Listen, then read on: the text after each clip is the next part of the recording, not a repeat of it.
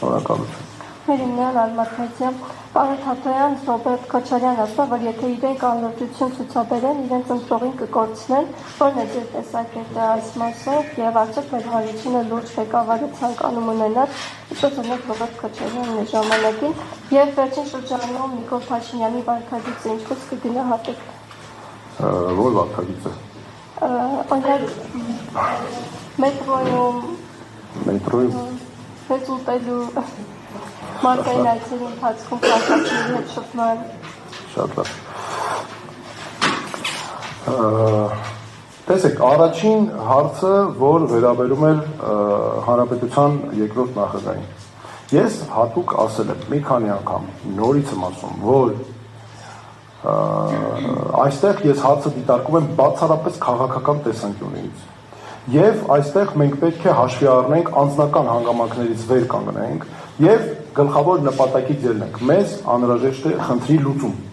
Մեզ անհրաժեշտ է, որպեսզի Նիկոլ Փաշինյանին այս ընթացքում չանենք որևէ ուժեղացնող բան եւ նրան թույլ չտանք, որպեսզի նա հավաքի արհեստական, բայց լրացուցիչ լեգիտիմություն։ Եվ ես համոզված եմ, որ հանրապետության երկրորդ նախագահ Ռոբերտ Քոչարյանի մասնակցությունը օգնում է Նիկոլ Փաշինյանին։ Օրինակ, ես համոզված եմ, որ ես կարծում եմ, որ Նիկոլ Փաշինյանը պատերազմի դիսկուրսը բերել է նկատի ունենալով հանրապետության երկրորդ նախագահի մասնակցությունը, որտեղ օրինակ հանրապետության երկրորդ նախագահը հայտարարել է, որ թրիփը անվտանգության, Հայաստանի անվտանգության ամենամեծ սպառնալիքն է դառնալու։ Ակնհայտ է, որ սա օգտագործում է որպես պատերազմի սպառնալիք եւ այս դիսկուրսը բերել է այդ պատճառով նաեւ։ Դրանից բացի, ես կարծում եմ, որ այն դեպքում, երբ երկրորդ նախագահ Ռոբերտ Քոչարյանը շատ լավ գիտի, որ մեր ժողովրդի մեծամասնությունը իր հետ ապագա չի կապում երկրի կառավարումը, ինչպես որ մեր ժողովրդի մեծամասնությունը երկրի ապագայի կառավարումը չի կապում Նիկոլ Փաշինյանի հետ,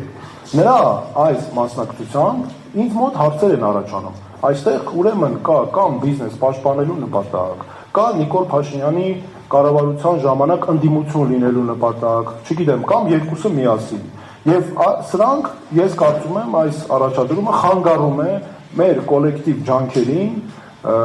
որպեսզի Նիկոլ Փաշինյանը թույլ չտանք, որ Նիկոլ Փաշինյանը վերընտրվի 2026 թվականի ընտրություններում։ Դրա համար ես նաև ուզում եմ ասել, որ ինձ համար երկրորդ նախագահ Ռոբերտ Քոչարյանի մասնակցությունը, հայտարարությունը եւ մասնակցությունը նույնն է, ինչ որ նա օրինակ քաղաքացիական պայմանագիր կուսակցության անդամության հայտ լրացնել եւ մասնակցել։ Սա նույն էֆեկտն է ունենալու Նիկոլ Փաշինյանի համար։ Ու դրա համար Նիկոլ Փաշինյանի հետ կապված կա չէ ձևակերպում նաև, որ ասում են գնա։ Ես այդ հայտարարությունը ուզում եմ վերաձևակերպել եւ ասել գնացեք, որ գնա, որովհետեւ ակնհայտ է, որ դա օգնում է միայն Նիկոլ Փաշինյանին եւ լրացուցիչ սնունդը ու լեգիտիմությունը ապահովում։ Մեկ կարևոր նաեւ բան է։ Ես քաղաքական առումով նաեւ ասացի, որ սա նույնն է, ինչ որ Նիկոլ Փաշինյանի թե Ռոբերտ Քոչարյանի մասնակցությունը, որ քաղաքական առումով երկու ճաղատներ վիճում են, թե սաները ում է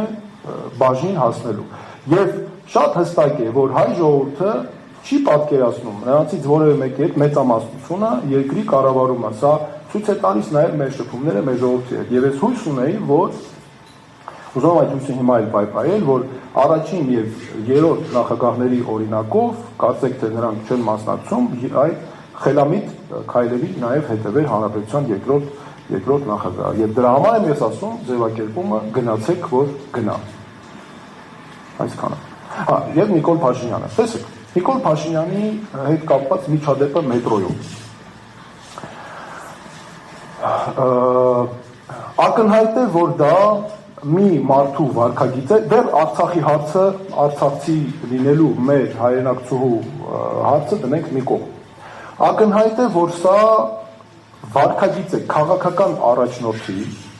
որը ոչ միայն անկարող է հայ կնոջը, հայ երեխային պաշտպանելու, այլ անամոթաբար պաշտպանված լինելով իր ախրանիկներով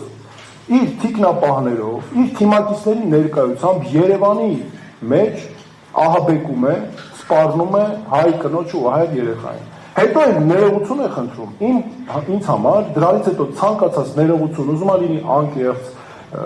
թե կեղծավոր, թեև ես ընդհանրապես չեմ հավատում, որ դա անկեղծ է, դա տղամարդկային արժանապատվությունից զուրկ մարդու հայտարարություն է։ Սա ընդհանրապես ես այսպես եմ նայում այդ միջադեպին։ Այստեղ Արտем Համրազյան երկու